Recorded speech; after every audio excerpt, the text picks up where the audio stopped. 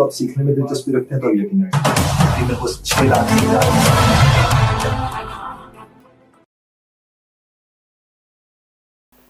जी जनाब, असल में होता यूँ है कि रवैये जो हैं इंसानी ज़िंदगी में वो बड़ा किरदार अदा करते हैं। लेकिन एक बात हमेशा जहन में रखिए, जब कभी भी हम कहते हैं क्या कहा जा रहा है, उससे कहीं ज़्यादा हम इस बात को अहमियत दे रहे होते हैं कि कौन कह रहा है।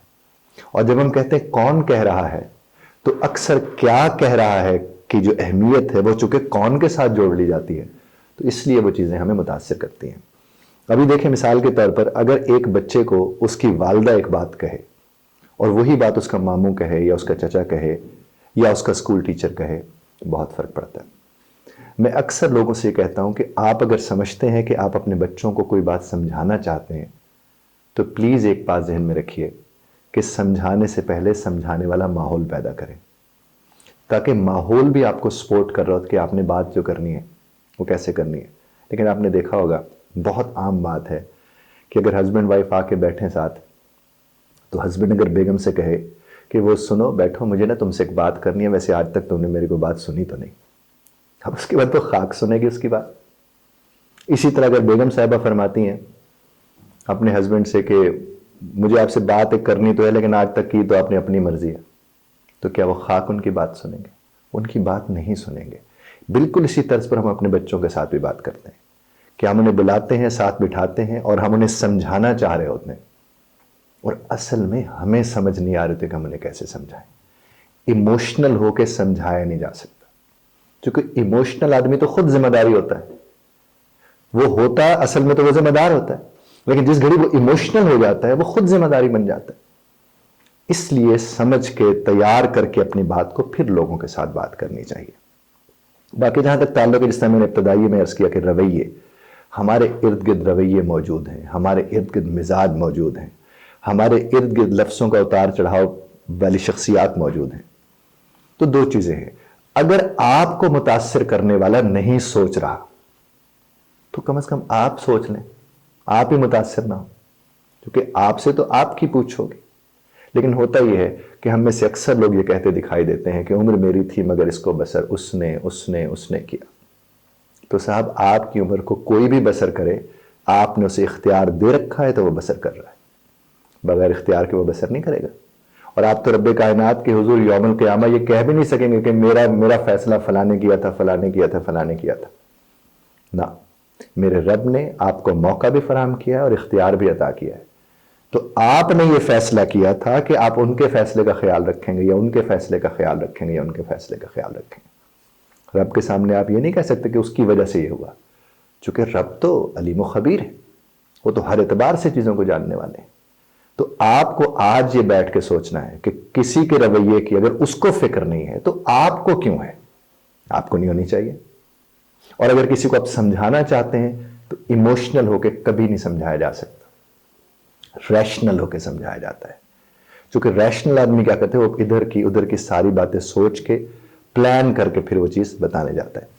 हम लोग ट्रेनिंग्स करवाते हैं, ज़ाहिर मुख्तलिफ किस्म के लोग होते हैं जिनको हम ट्रेनिंग करवाने जा रहे होते हैं। ट्रेनिंग जो 90 मिनट का एक सेशन अगर हम करवाने जाते हैं या 180 मिनट के 2 सेशन करवाने जाते हैं, उसकी इतनी प्लानिंग करते हैं, इसमें ये भी होगा, ये हो सकते तो यूं करेंगे, वो हो सकते तो वो, पूरी एक तैयारी करके फिर हम उनके हुजूर पेश होते हैं जिनको जाकर हमने ट्रेनिंग करानी होती है। और यहां घरों के घर तबाह बर्बाद हो जाते हैं, क्योंकि बैठ के सोचते नहीं लोग। जब वो सोचते नहीं है बैठ के कि इस सारे मामले को देखना कैसे, तो नतीजे इसके क्या निकलेंगे। मैं तो आपको एक बात अर्ज करूं, और अक्सर मैं लोगों से बात कहता हूं कि 5, 6, 8 या 10 घंटे आपने ऑफिस में गुजारने होते हैं।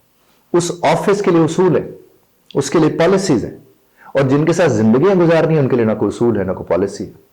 जो जैसे हो रहा है बस होता चला जा रहा है। तो उसके नतीजे फिर क्या निकल रहे हैं? उसके नतीजे ये निकल रहे हैं कि आज बच्चे जब बाहर दुनिया में जाते हैं उन्हें समझ नहीं आ रही थी कि हो क्या है, और जब तक समझ आती है तब तक आधी नौकरी गुजर चुकी होती है। तो आप और हम मिलकर इस चीज को समझ सकते हैं। किसी के रवैये से मुतासिर नहीं होना अगर आपको अपने आप से प्यार है, एक बात, और अपने रवैये का ख्याल रखना है अगर आपको अपने आप से प्यार है, क्योंकि जो आपकी पूछ है वो आप ही से होनी है।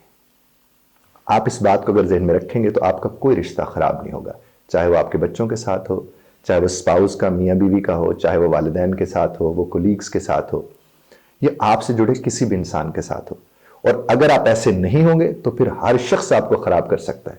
اور یہاں خراب کرنے کا مطلب یہ ہے کہ مثال کے طور پر آپ سڑک پر جا رہے ہیں, آپ گاڑی چلا رہے ہیں اور آپ کے آگے سے ٹانگ کر کے ایسے موٹر سائیکل گزر کے گئے, وہ تو گیا, دماغ سے نہیں گیا, سارا راستہ آپ تکلیف میں رہے, اور بعد میں اب جہاں جا کے جس گھر میں بیٹھیں گے اس گھر میں بھی جا کر ذکر کریں گے کہ کوئی حال ہے کہ یہ جو لڑکے پتہ نہیں کس طرح موٹر سائیکل نکالتے ہیں, کیا چلاتے ہیں یہ, اور ادھر بیٹھے لوگ کہیں گے ہاں ان کا کوئی حال نہیں, وہ پھر اپنی موٹر سائیکل والی کہانی لے آئیں گے, اور اس طرح چیزیں آگے بڑھنا شروع ہو جائیں گی. تو یہ ہوا کیا, اس کو تو یاد بھی نہیں وہ کتنے لوگوں کو اس طرح تکلیف دے کر گیا ہے. اور ہمارے یہاں اکثر ہمیں تکلیف دینے والوں کو پتہ بھی نہیں ہوتا کہ انہوں نے ہمیں تکلیف دیا, اور ہم بڑے مزے سے اس تکلیف کو پال رہے ہوتے ہیں. تو خیال رکھیے اپنا.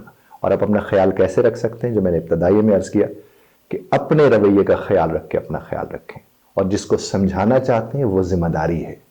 جو سمجھانے والا ہوتا ہے اس کو ایموشنل نہیں ہونا چاہیے. اور آخر میں سب سے اہم بات میں آپ کی خدمت میں عرض کروں گا, رب کائنات کا یہ فرمان ہے کہ آپ اور ہم دعوت دے سکتے ہیں, ہدایت من جانب اللہ ہے. تو ہم اپنے حصے کا کام کریں اور رب کے حصے کا کام رب نے کرنا ہے, ہمیں کوئی انٹرفیرنس کی ضرورت نہیں ہے. بہت شکریہ دھیان سے سننے کا.